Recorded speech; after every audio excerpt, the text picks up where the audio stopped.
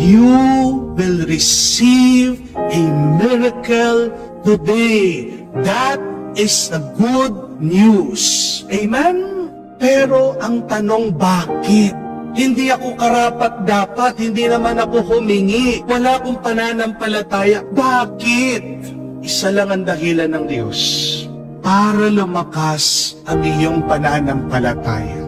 Tandaan niyo po yun, pag ang Diyos gumagawa ng himala, yun lang kanyang dahilan, para magkaroon ka ng pananampalataya, para tumubo ang pananalig mo sa Kanya. Kahit na nagdududa ka, nanghihina ka na, nawawalan ka ng pag-asa, tulak mong sarili mo, lumapit ka sa Kanya, at magtiis ka dyan sa imposible mong sitwasyon. Alam niyo po, basahin niyo man ang Biblia, you would see this, that our problems are usually the doors to our miracles.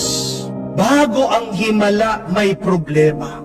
Paano po nahati ang dagat ng panahon ni Moises, di ba? Hinahabol po sila ng mga Egyptians. Balak silang patayin. Gumawa ang Diyos ng daan para sa kanila. Kasi merong panganib.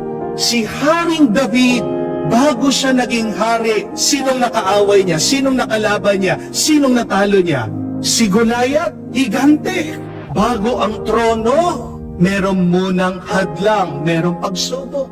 At dito sa ating ebanghelyo, napakaraming tao, 5,000. Hindi pa kasama dyan yung mga babae, yung mga bata. Ang sabi po, 5,000 ang lalaki. Ibig sabihin, mas marami pa ang mga tao doon.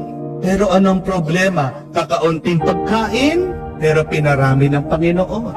So my dear friends, I invite you that whenever you face your problems, whenever you are undergoing great challenges in your life, rather than being depressed, being afraid, be excited, be joyful. Matuwa ka, masabik ka. Ang sabihin mo, dahil sa problemang ito, magkakaroon ako ng pagpapala at milagro. Because of this problem, God will bless me, God will provide for my needs, and there will be enough. There would be excess. There would be abundance.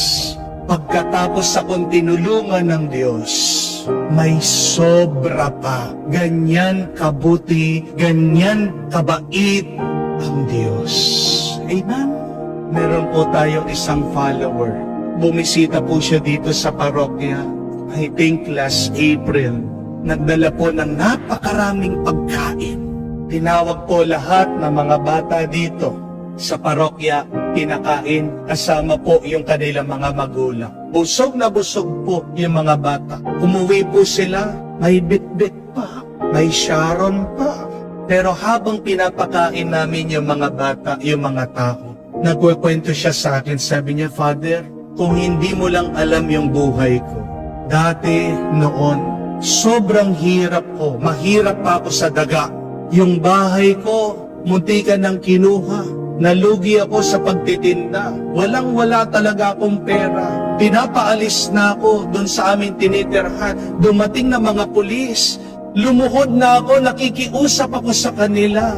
Pero alam niyo, Father, naawa sa akin yung mga pulis. Bakit? Kasi habang nakikiusap ako, hawak-hawak ko yung Santo Niño. At dahil doon, binigyan ako ng isa pang chance sa mga pulis. Sabi nila, o sige, huwag kang maingay ha. Basta't gawin mo yung makakaya mo. Hindi ka na namin babalikan. Husayan mo na, pagbutihan mo na. Alam niyo po, Father, dahil dun sa chance na binigay nila sa akin, pagkatapos nun, hindi ko ba alam bakit nagkasunod-sunod na ang blessing ni Lord. Hanggang nagkadoble-doble na yung aking kapital. Bilang pasasalamat ko, utang na loob ko sa Diyos. Bawat taon, nagpapakain ako kasi naranasan ko yan.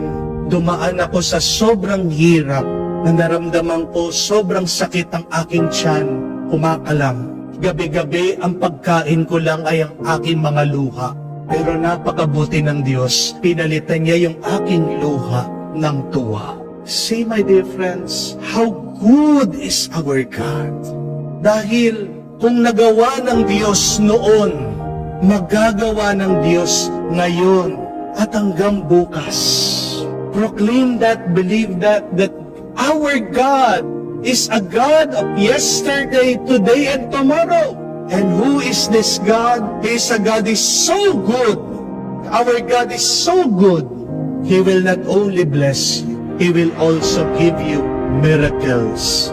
Kaya nga, kahit na hindi mo pa natatanggap ang milagro, magpasalamat ka na. Magpasalamat ka. Bakit? Kasi kahit na walang milagro, meron kang blessing. At pagdating ng milagro, sana naman, lalo pa lumakas ang iyong pananampalataya at palagi kang magpuri, sumamba, at magpasalamat sa Diyos.